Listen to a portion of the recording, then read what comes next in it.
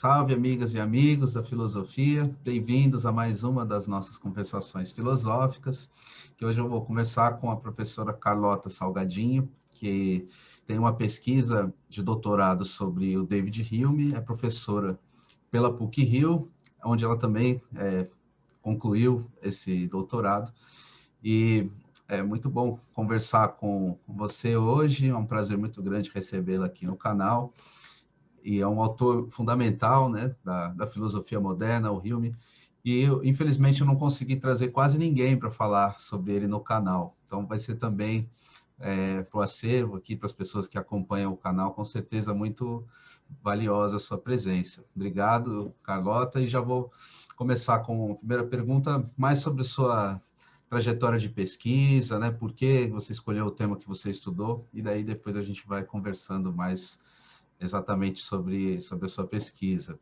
Obrigado pela presença e boa tarde, Carlota. Oi, boa tarde, Caio. Boa tarde a todos e todas que assistem ao canal e que vão assistir ou estão a assistir a este vídeo. Obrigada pelo convite, Caio. É um prazer enorme poder responder às perguntas, falar um pouco sobre a minha pesquisa e até mesmo rever um pouco, olhar um pouco para trás, agora que já passaram alguns anos desde que eu comecei a estudar filosofia e também alguns anos desde que eu vim para o Brasil.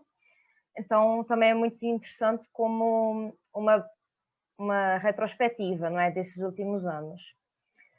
Bom, eu vou fazer uma pequena introdução, um pouco mais longa do que aquela que o Caio fez. Eu fiz faculdade no Porto, em Portugal. Eu fiz licenciatura, que aqui se chamaria apenas bacharelado, em filosofia. Comecei em 2010, terminei em 2013. No mesmo ano, que os anos letivos lá não apanham o mesmo ano, né? Comecei o mestrado, que eu terminei em 2015, e já aí eu comecei a estudar Hume. Então, toda a minha pós-graduação foi feita, os trabalhos, né, de conclusão da pós-graduação, praticamente toda foram sobre Hume. Bom, para explicar um pouco como é que eu cheguei no Hume, talvez seja interessante começar a explicar que, apesar de ser um autor que me interessava na graduação, eu tinha interesses mais gerais. Eu tinha interesse em filosofia analítica, era mais ou menos a área da filosofia que mais me interessava, filosofia do conhecimento, mais especificamente, mas não tinha um interesse lá muito específico, um autor, um problema que eu quisesse tratar. O meu mestrado, que foi na mesma instituição, no Porto, ele, há uns anos atrás, já não sei até quando, mas eu já não apanhei, era de filosofia moderna e contemporânea. Depois deixou de o ser, passou a ser só contemporânea. Então, todas as disciplinas que eu fiz eram de contemporânea, todas muito interessantes, claro, algumas também de filosofia medieval, que eram forte e continua a ser nessa universidade, mas não havia, de facto, um número de disciplinas grande de filosofia moderna, que também me interessava desde a graduação. Então, o conhecimento que eu tinha já no mestrado era apenas o da disciplina anual que eu tive de filosofia moderna. Entretanto, lá pelo meio do primeiro ano de mestrado, bom, havia uma disciplina que era de filosofia da ação, que basicamente dávamos autores como Davidson, Blackburn, McDowell, sobre a ação, né? Depois, no final, tinha um pouco de metaética, mas era essencialmente de filosofia da ação. E, bom, o trabalho que eu fiz foi sobre Blackburn e o autor, não, o livro sobre o qual eu estava fazendo essa pequena pesquisa, não é, para essa disciplina, era o Ruling Passions, um livro de 98. E esse livro, bom, para quem conhece o Blackburn sabe que ele é considera-se um Humeano, um neo-Humeano. E, portanto, o livro mostra isso muito bem. Ele é um livro sobre a origem da moral, a origem da estética e o que elas têm em comum. Os juízos estéticos, os juízos morais, o sentimento estético, o sentimento moral. O que é que eles têm em comum, em que é que eles se distinguem. Ele faz uma espécie de mapeamento sobre o que é que têm em comum e em que é que se distinguem. E, como é visível em muitos trabalhos do Blackburn, ele várias vezes retoma o Hume, volta ao Hume. E nessas voltas que ele fazia ao Hume, eu comecei a interessar-me mais, porque eu tinha alguma leitura de Hume, principalmente do Tratado, mas ainda, de facto, nem em relação a ele, nem em relação a outro autor, me tinha feito, de facto, ter um interesse genuíno que justificasse um trabalho mesmo de vários meses, vários anos. Mas com essa leitura do Blackburn eu comecei a ter esses interesses. Eu tinha muito interesse nas partes do tratado sobre o mundo externo, não só a secção onde ele fala, de facto, da crença na existência do mundo externo, mas também aquelas que, de alguma forma, complementam a explicação sobre essa crença, né? Praticamente todo o livro 1 do tratado, e eu comecei a ter uma espécie de intuição, um interesse geral em conformar a teoria do Hume, que eu estava aprofundando através do Blackburn. Várias vezes eu ia ao tratado ver, confirmar as afirmações do Blackburn, nesses meses, né, que eu me dediquei a esse livrinho, a confrontar essa explicação dele sobre a moral, sobre a natureza da moral, com problemas epistémicos, sobre o mundo externo, sobre o raciocínio causal. E pode parecer que não tem nada a ver, né? Pode parecer que não tem nada a ver, mas quem conhece já um pouco de Hume sabe que tem alguma coisa a ver. É preciso explicar, mas de facto, apesar de não ser uma ligação muito direta, tem uma ligação.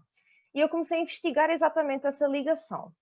Só que no segundo ano, quando precisávamos de escolher o orientador, precisávamos de escolher o tema, bom, havia também uma certa preocupação com alguma originalidade, não trabalhar coisas que todo mundo já tinha trabalhado, muita gente já tinha trabalhado.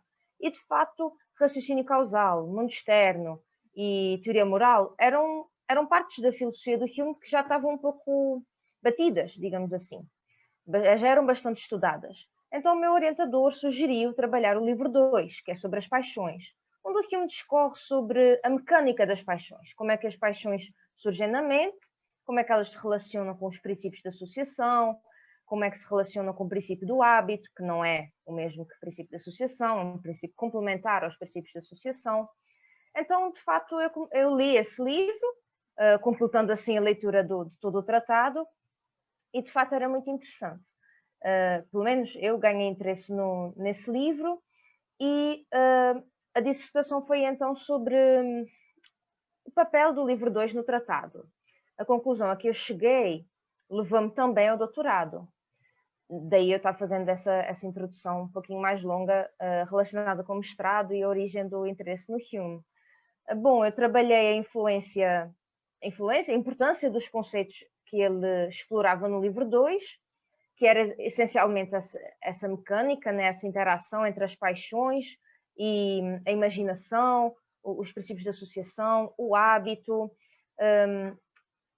E a conclusão que eu cheguei era que eram determinantes para qualquer juízo de valor, fosse um juízo moral, fosse um juízo estético, fosse outro tipo de juízo de valor não moral, né, sobre as nossas emoções, os nossos posicionamentos, digamos assim, perante o mundo, que não eram morais nem eram estéticos, mas dependiam das paixões.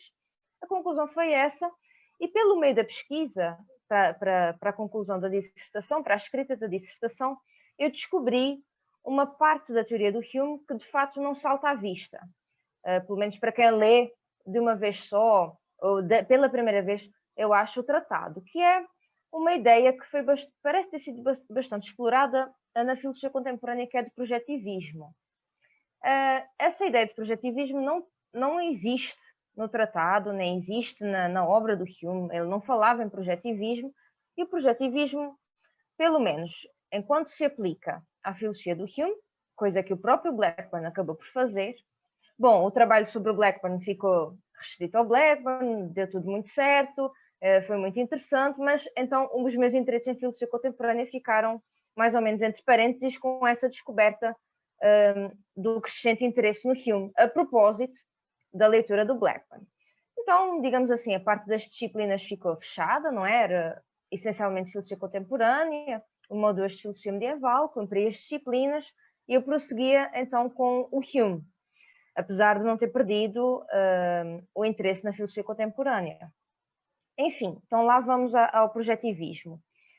No livro 1, o Hume fala de uma propensão da mente para atribuir qualidades aos objetos da experiência que eles não detêm em si mesmos ou não detêm enquanto objetos da experiência. E essa propensão foi sendo interpretada como uma projeção. Ela foi sendo definida como projeção, termo contemporâneo, e projeção enquanto esse processo da imaginação de atribuição de propriedades aos objetos que eles não detêm. Portanto, uma transição, o Hume chega a falar nisso, uma transição da imaginação para os objetos, o que indicia exatamente algum tipo de engano, algum tipo de erro. Afinal de contas, se o objeto não possui essa propriedade, atribuir-lhe é um erro, né? É algo, digamos assim, indevido. Ok, pelo menos essa foi uma das interpretações que tem vingado mais nos últimos anos, que chamam de teoria do erro exatamente por isso, porque a mente possui essa propensão para errar, né? Eu não concordo com essa interpretação, mas acho que ela é das mais consistentes.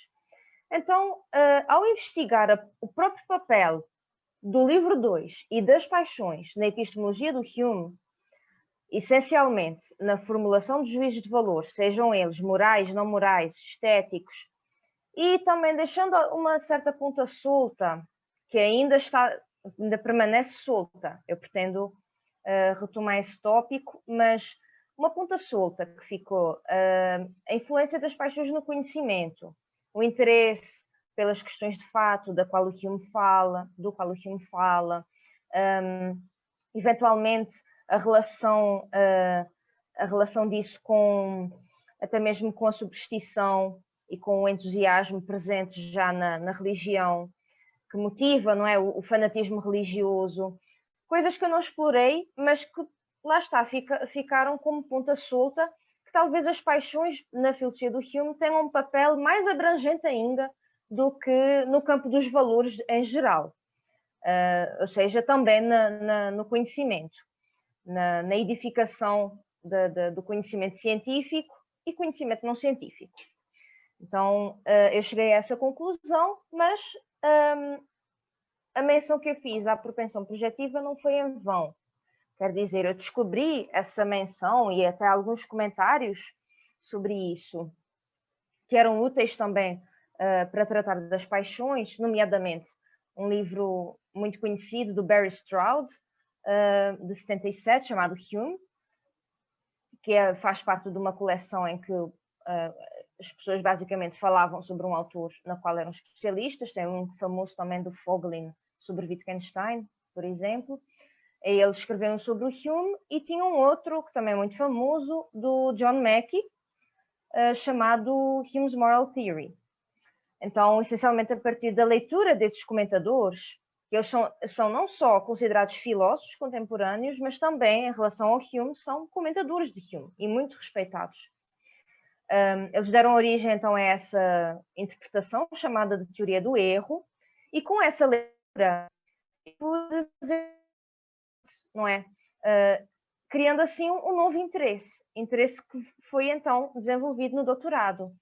Então, esse conhecimento que eu adquiri, esse conhecimento da obra do Hume e também de comentário para tratar as paixões, serviu-me bastante para escrever um projeto de doutorado, para desenvolver o problema da tese. E, basicamente, muito especificamente, foi na leitura do Barry Stroud, em que ele, assim como o Mackey, mas de maneira mais desenvolvida e mais explícita, coloca a seguinte questão. Bom, para quem conhece um pouco de Hume, isso vai parecer um pouco banal, mas para quem não conhece, bom, o juízo causal ou a crença causal na causalidade entre as questões de fato, quer dizer, os objetos do mundo observáveis, que podem ser conhecidos a posteriori, não detêm essa qualidade em si mesmos, ou pelo menos, tanto quanto se sabe, não detêm essa qualidade de estarem relacionados causalmente em si mesmos, ou enquanto se dão à experiência. E, portanto, a causalidade é uma dessas propriedades que a mente atribui aos objetos, de maneira errada ou de maneira precipitada, inconsciente, enfim, isto depois vai depender da interpretação, como vamos qualificar essa atribuição. E, como o Hume insiste muitas vezes, é uma ideia que não está no objeto. Portanto, ela é uma construção da imaginação e dos princípios da associação e do hábito. E o Barry Stroud, ao discorrer sobre as paixões, a presença e a proeminência das paixões nos juízos de valor, especificamente nos juízos morais, levanta uma suspeita, e essa suspeita foi sendo levantada por outras pessoas e nunca foi desenvolvida. Pelo menos, tanto quanto eu sei, na literatura anglo-saxónica não existiam muitos desenvolvimentos dessa suspeita. Qual era a suspeita? Bom, se nós nos lembramos bem, o Hume, bom, como sentimentalista, como filósofo que acredita que os valores não são qualidades dos objetos em si mesmos, nem são objetos de conhecimento, então um juízo de valor não é uma forma de conhecimento, ou pelo menos não envolve apenas conhecimento, é mais do que isso, um juízo de valor expressa um sentimento, enfim. Se nós nos lembramos bem, além disso, o Hume parece defender alguma coisa parecida sobre a causalidade. A causalidade também não é uma propriedade dos objetos em si mesmos, ou enquanto eles se dão à experiência, também são uma construção da mente, também são atribuídos de maneira errada aos objetos. Então, ele sugere um paralelo entre a mecânica da mente e a explicação para essas qualidades atribuídas aos objetos no âmbito da teoria causal e no âmbito da teoria dos valores. E essa suspeita e essa analogia interessou-me bastante, apesar dela contrariar a principal tendência de leitura do Hume, que é motivada pela seguinte experiência e pela seguinte constatação. Bom, você lê o tratado, tem o primeiro livro, o segundo livro e o terceiro livro. O primeiro livro é sobre o entendimento, o segundo é sobre as paixões, o terceiro é sobre a moral. E você acaba a última parte do livro 1 com o chamado desespero cético, com uma angústia do Hume, que ele não conseguiu responder decisivamente a nenhuma das questões a que ele se propôs. Todas as questões dele o levam a um ceticismo profundo, inabalável, que só a vida comum, de facto, nos pode conseguir... nós só conseguimos escapar a esse ceticismo através da vida comum, não há filosofia que nos ajude. E você acaba de ler essa parte, passa para o livro das paixões, e o Hume fala sobre tudo aquilo do qual ele duvidava, como se essas coisas existissem. Um eu, uma substância egóica, digamos assim, uma subjetividade, entre muitas aspas, um mundo externo, relações causais entre os objetos. E, portanto, a primeira tendência, e que vigorou por muitos, muitos anos, e que continua a ter adeptos e defensores, é de que o método que o Hume utiliza em epistemologia, ou nos temas mais caros, a epistemologia, a origem da crença, a origem do mundo externo, se existe mesmo mundo externo ou não, a teoria causal, a teoria sobre a identidade pessoal, de uma maneira, são tratados de uma maneira, do ismo, e os valores e as paixões, não, já são outro campo em que essas dúvidas não têm qualquer valor, em que, portanto, a mente desconsidera completamente a mente e o próprio filósofo, não é só o cidadão comum, é também o filósofo, como ele bem defende ainda no livro 1. Só a natureza nos permite escapar a essa dúvida. Portanto, a partir do momento em que nós entramos em questões de valores, automaticamente essas dúvidas são deixadas de lado. Essa suspeita que o Stroud levanta, de certa maneira, pelo menos foi o que eu tentei mostrar na tese de doutorado, abala essa maneira de tratar essas duas teorias do Hume. Essa interpretação sobre a maneira como o Hume trata esses dois temas, esses dois grandes temas, a causalidade do mundo externo, o conhecimento do mundo externo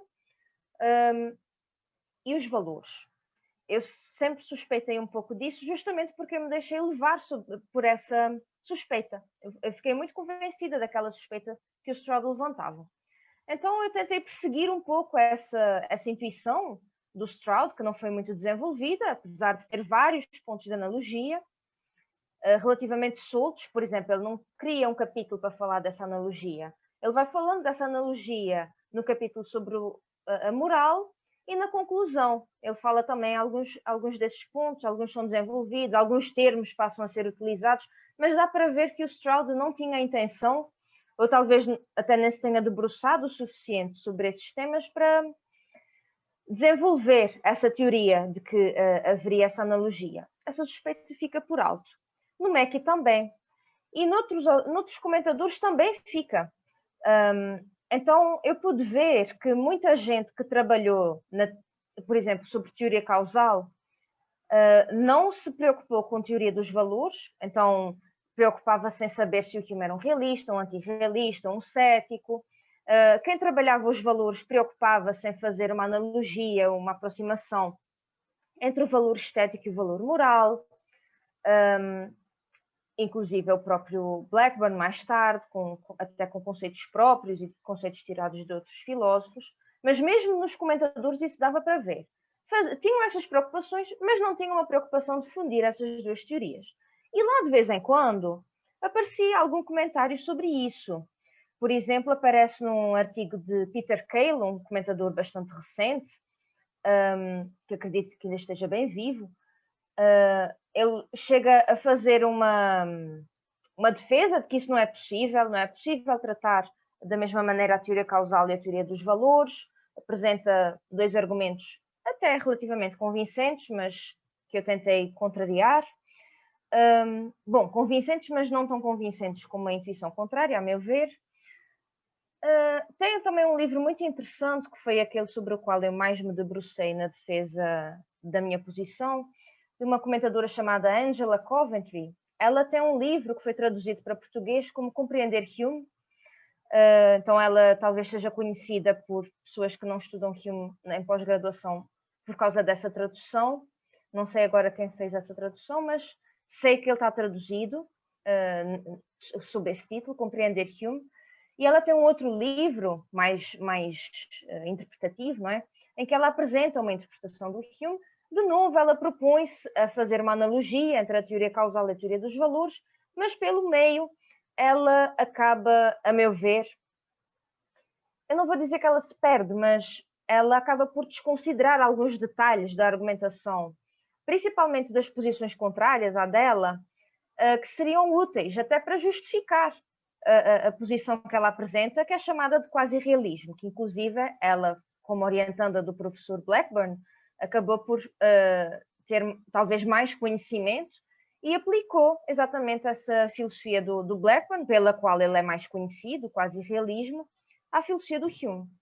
Bom, foi exatamente com esta bateria de comentadores que eu me debati, para tentar então dar algum embasamento, alguma justificação a esse paralelo, para então explicar se aquela intuição do Stroud, que me tinha comovido tanto na época, pelo final da dissertação, e que não tinha muito a ver com aquilo que eu estava trabalhando no mestrado, então não fazia sentido explorar aquilo na altura, para ver então onde é que me levaria aquele comentário do Stroud, se ele estava profundamente equivocado ou não, ou se de facto ele estava certo, e em que é que estava certo, porque é que estava certo. E a conclusão a que eu cheguei é que ele estava certo, e então na tese eu já procurei dar um bocado mais conta dessa propensão projetiva, explicar que essa propensão projetiva estava presente na geração do juízo causal, assim como do juízo de valor, como é que era possível interpretar da maneira mais compatibilista possível as duas teorias, não é? De forma a oferecer alguma consistência ao próprio Hume. Então foi disso que eu tratei no doutorado, já um pouco embalada pelo interesse que eu desenvolvi no mestrado, quase por acidente. Não vou dizer por acidente, porque os problemas tinham alguma ligação, mas de facto não era o problema que eu trabalhava na dissertação, ou da projeção. Fui levada a isso e então terminei a tese em 2020, defendendo que sim, existe uma analogia, existem muitos pontos de contato e, enfim, acho que da minha pesquisa que eu desenvolvi até agora é isso que eu poderia dizer. Carlota, muito interessante e agradeço pela exposição clara que você faz da sua tese e também da sua trajetória. Uma pergunta que eu faria, até para as pessoas que desconfiam um pouco dos estudos em história da filosofia, é em relação ao modo como você trabalha um autor do passado, né, da modernidade, mas sempre com os olhos na contemporaneidade, a partir não só de comentadores, mas que comentam também o Hume, mas que estão preocupados em discutir questões, colocar conceitos novos a partir da leitura que se faz do Hume, né? E é interessante porque no Brasil tem esse debate, eu não sei se você concorda comigo, entre aqueles que defendem um estudo exegético das obras e outros que defendem que a gente tem que formular novos conceitos, que já foi o tempo de fazer isso, a gente não vai ficar só imitando os outros filósofos. Eu queria te perguntar como que você pensa essa possibilidade de conciliação de um estudo sobre um filósofo do passado com questões contemporâneas, né, a partir da sua própria experiência como pesquisadora, e se você quiser aproveitar para falar depois da tese, né, o que você vem fazendo também. Obrigada, Caio. É uma pergunta muito boa. Eu já tinha percebido que havia pelo menos esses dois lados. Eu nunca entrei nesse debate, eu nunca presenciei um debate aceso sobre esse tema, mas eu já tinha percebido claramente que havia isso em comentários em que as pessoas faziam, como que as pessoas não devem tirar o autor da sua época, não devem cobrar certas questões do autor, há certos termos que não devem ser usados porque o próprio autor não usava. Então, principalmente do lado das pessoas que trabalham exegeticamente, isto não querendo dizer de maneira nenhuma que essas pessoas defendem mais essa cisão do que as outras. Eu tenho plena certeza de que não é assim. Simplesmente eu tenho mais convívio e participem mais em eventos e convívios com pessoas que trabalham mais historiograficamente do que com quem trabalha mais com a criação de novos conceitos e até mesmo que desconfia do interesse em estudar a história da filosofia. Sabemos que as pessoas que têm uma posição mais radical pensam isso, que seria, inclusive, fazer isso. De maneira nenhuma concordo, acho que o próprio trajeto que eu fiz mostra isso, ou exemplifica isso. Eu não acho que, de maneira nenhuma, que se deva abandonar a história da filosofia, porque, bom, eu vejo primeiramente como uma questão humana. Ok, nós podemos até criar conceitos novos, interessantes, que se aplicam mais a problemas que nós temos e que não havia, simplesmente não existiam, não é? As pessoas não se deparavam com eles, os filósofos não se deparavam com eles há séculos atrás, ou até mesmo há um século atrás. Sim, nós podemos fazer isso, mas é uma arrogância muito grande achar que não vale a pena fazer 5 anos de História da Filosofia, ou não vale a pena fazer uma iniciação científica, um mestrado num autor mais do passado, e então depois passar para um autor contemporâneo. Não acredito nisso. Em relação à postura contrária, também vejo como uma questão humana. De fato, há pessoas, nós trabalhamos os problemas que nos tocam.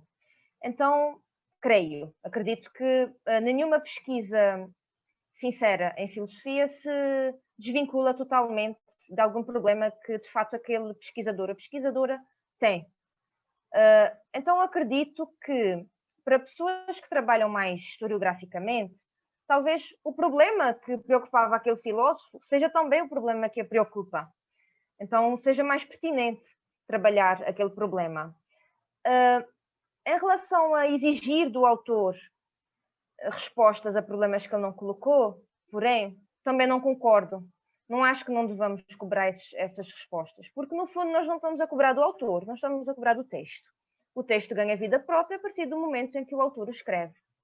Então, acredito que se nós tratarmos o livro, o artigo, a obra do filósofo, a filósofa que for, nós mesmos ganhamos uma preocupação para com os problemas daquele escrito, e se nós temos algum problema, que nós achamos que existem conceitos contemporâneos que ajudam a responder, por que insistir que o autor que já passou, que já morreu, que já não está aqui para discutir connosco, não haveria de querer discutir aquele problema.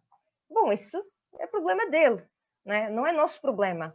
Se nós trabalhamos o nosso problema, nós podemos muito bem conjugar os dois espíritos.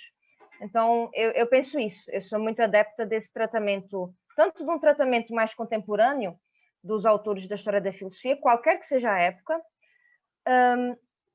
como também da manutenção desses estudos historiográficos, porque, de fato, ganha-se muita coisa. Nem que seja, por vezes, o trabalho, que pode parecer um pouco menos intelectual, mas não é nada, de tradução, de expansão dos estudos. Então, assim, tendo em conta os diferentes perfis que os académicos e académicas têm, eu acho que desde que a pessoa, de fato, se preocupe com aquele problema, seja um problema de edição de texto, de tradução, de criar, revitalizar um problema que ao qual o autor não deu importância, ou até mesmo que a tradição documentar não tenha dado importância. Eu acho que não, acho que de fato tudo isso é muito interessante, e que então as posições extremas de fato não procedem, ambas têm esses problemas que eu indiquei. Muito boa a sua resposta. Eu queria perguntar agora sobre a recepção no estado atual, né, da obra do Hilme.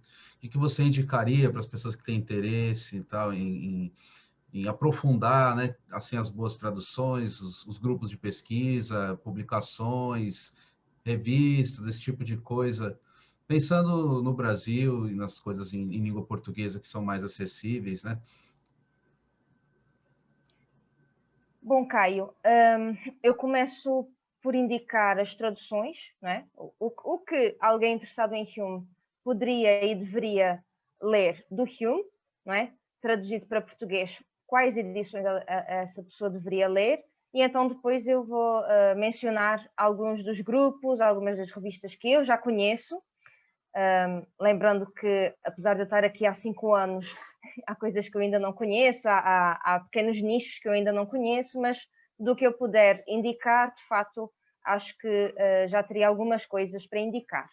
As traduções, bom, existe a tradução da professora Débora Danowski, que é muito conhecida, da Unesp, do Tratado da Natureza Humana, que eu recomendaria fortemente. Eu comecei por ler a edição da Calouste, porque em Portugal vende-se essa, né? Mas ela não é tão boa, a da Débora é melhor. Depois, em relação às investigações, a investigação sobre o entendimento humano, a investigação sobre os princípios da moral, existem traduções do professor José Oscar, não sei agora qual é a editora, mas são também as traduções de maior referência entre os grupos de humianos que eu frequento. Em relação às obras sobre religião, os diálogos sobre a religião natural e a história natural da religião, bom, as duas primeiras investigações que eu mencionei estão no mesmo volume, não é? O José Oscar traduziu no mesmo volume as duas investigações. Os diálogos ele também traduziu, também uso essa tradução. Existe uma tradução portuguesa que eu tenho aqui, que eu também considero boa. Eu vou ver o nome do tradutor. Desculpa. Isso é uma coisa importante também, né? Os nomes das pessoas que trabalham com tradução. Artur Mourão. Eu acho que ele traduziu outro filósofo, não sei agora qual, mas esse nome não me é estranho. Artur Mourão. Também é boa, mas acredito que seja menos acessível aqui, eventualmente se já existir para piratear, ótimo, mas enfim, eu acho que a do José Oscar já nos serve muitíssimo bem. Mas, assim, só para não parecer que eu não estou recomendando assim tanto essa tradução dele, eu acharia esta dos diálogos mais recomendável do que a do Tratado da Calouste. Então, por isso que eu fiz essa insistência. E em relação à história da religião natural, o professor Jaimir Conte, que é um professor da UFSC, que trabalha muito com Hume também, com o ceticismo moderno, Berkeley, também tem uma tradução dessa obra, também recomendo, dessa obra recomendaria essa tradução. Ok, as traduções já recomendei. Em relação a trabalhos, não é, de comentários, os trabalhos do professor João Paulo Monteiro, de fato, são muito bons e também recomendo, inclusive das investigações, ele também fez uma tradução. A da Calouste não é dele, apesar do nome dele aparecer, é outra pessoa que traduz e ele fez uma revisão, tá? Então acredito que, pelo que eu já li, de fato o meu primeiro acesso às obras do Hume foi pelas traduções que tinham o nome dele. Elas são dele, as das investigações, e do Pedro Galvão, um professor português, mas a do tratado não é dele. Ela foi revista por ele, mas não é dele. A introdução é boa, o prefácio, desculpem, a introdução é do próprio Hume. O prefácio é muito bom. Não está em português, mas para quem já tiver alguma fluência no inglês e queira ler o próprio Hume em inglês, recomendo, mesmo que não queira ler toda a obra, ou queira, por exemplo, lê-la em português, mas queira acompanhar de alguma maneira com o inglês, além das próprias edições do Selby Big e dos Nortons, a edição dos Nortons tem notas de rodapé incríveis. Então tem comentários incríveis do David Norton, que valem muito a pena e valem tanto como um livro de comentário, artigos super clássicos, então vale muito a pena. Essa edição tem, acho que, essa vantagem em relação à do Selby Big, que é a mais antiga, mas, claro, muito boa. Então seria isso do Hume. Em relação a trabalhos desenvolvidos por académicos e académicas brasileiros, bom, temos então o trabalho do professor João Paulo Monteiro, o livro do professor Plínio Smith, também bastante conhecido e muito interessante, O Ceticismo de Hume. Depois sei que ele tem uns outros artigos também, ainda não li, mas sei que o livro é muito bom, recomendo vivamente. Ele tem um outro livro sobre o método da oposição na filosofia moderna, que também tem um capítulo sobre Hume, muito bom também. O professor Renato Lessa, que se pode dizer até desenvolve reflexões humeanas, né? Não apenas sobre o Hume, mas também sobre política, essencialmente, mas sempre num espírito humeano também. A professora Lívia Guimarães, claro, da UFMG, que criou não só o GT Hume, como também o grupo Hume, cadastrado no CNPq, e com isto também deixo as minhas recomendações sobre grupos de estudo. Depois também poderia notar algumas pessoas orientadas pela própria professora Lívia. Tem uma pesquisa que não é apenas sobre Hume, mas tem várias coisas sobre Hume, do Vinícius França Freitas, do Wendel de Holanda. A Stephanie também foi uma orientanda dele que trabalhou sobre política, a Stephanie Zardin, trabalhou sobre política, também fez uma tese muito interessante. O professor Jaimir, claro, que além de várias traduções, não só do Hume, como de autores modernos, também tem vários artigos sobre Hume, muito esclarecedores, muito didáticos. Ele tem inclusive uma apresentação para quem se interessar por saber que mais traduções existem do Hume, ou até mesmo uma espécie de historiografia das traduções. Ele tem uma apresentação muito interessante e um trabalho que eu acredito que pouquíssima gente deve gostar de fazer, que é procurar, né, todas as traduções que existem de Hume em português. Está no YouTube, para quem quiser ver, do evento que fizeram no ano passado, dos 20 anos do grupo Hume. O nome dele é Jaimir Conte, para quem não conhece, e ele tem essa apresentação, ele apresenta um PDF muito bem organizado, com todas as traduções que existem em português. A professora Isabel Limongi também tem textos muito bons, principalmente sobre gosto e teoria moral. Também tem sobre política, mas eu não conheço bem a teoria política do Hume. Na verdade, é a área que eu menos domino na filosofia moderna, então pouco posso dizer. Acredito que também sejam muito bons pelos artigos que eu já li sobre o gosto e a moral. Temos a professora Marília, que eu acho até que já foi entrevistada aqui no canal. Ela trabalha essencialmente com religião, também tem a desenvolver vários trabalhos sobre isso. Finalmente, recomendaria o professor Marcos Balieiro, que tem excelentes trabalhos sobre gosto e moral também, e o professor César Kirali, que, à semelhança do professor Renato Lessa, também desenvolve mais reflexões humeanas do que propriamente.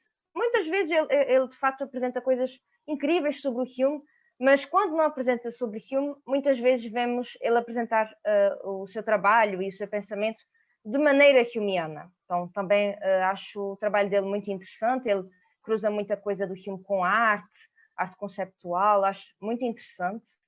Também recomendaria. Acho que... revistas.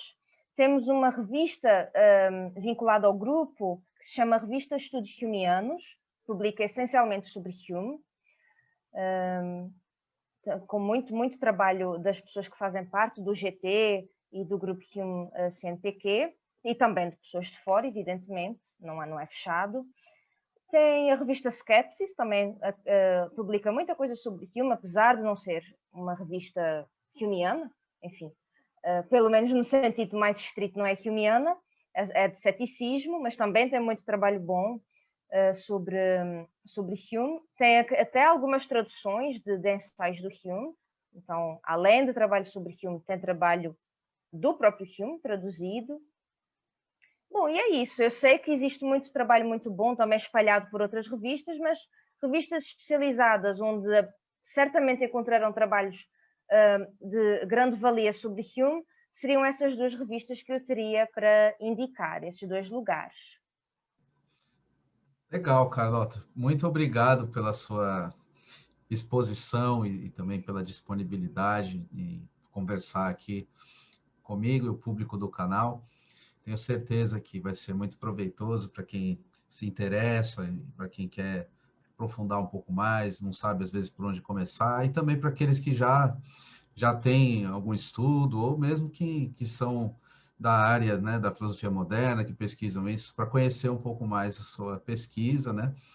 E a partir daí podem também buscar os seus artigos, a sua tese, né, e tudo mais.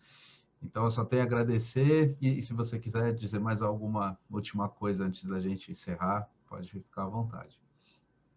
Caio, muito obrigada. Eu não tenho mais nada a dizer. Gostei muito da entrevista, gostei muito de participar nesse ciclo de apresentações, que eu acho de uma utilidade pública enorme, ainda mais nesse tempo de pandemia. Nós podemos conhecer os trabalhos uns dos outros, às vezes não temos a possibilidade, ou não tínhamos, agora não temos mesmo, a possibilidade de nos dirigirmos a outros estados, ou porque é muito caro, ou porque às vezes os eventos que há não são bem da nossa área. Então acho isso muito bom, nós podermos ter acesso aos trabalhos uns dos outros. Às vezes basta conhecer, saber quem trabalha e a partir daí fazer pesquisas e cruzar interesses e começar a conversar. Acho de facto que a utilidade pública desse trabalho que vem vindo a desenvolver é enorme, é notável, e agradeço muito por ter feito parte desse ciclo. É isso que eu tenho a dizer. Legal, Carlota, eu que agradeço.